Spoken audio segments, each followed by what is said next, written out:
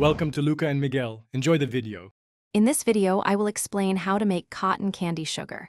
Start by choosing fine granulated sugar, separate into batches, and measure sugar to flavor ratio precisely.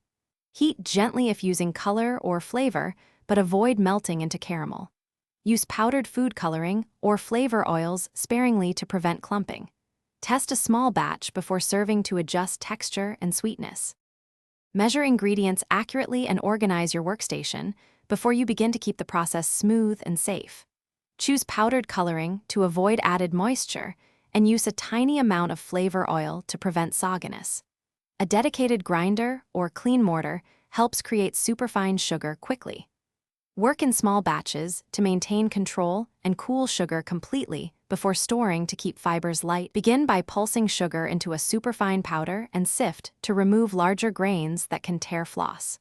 Add color and flavor incrementally, mixing well between additions to keep an even taste and hue.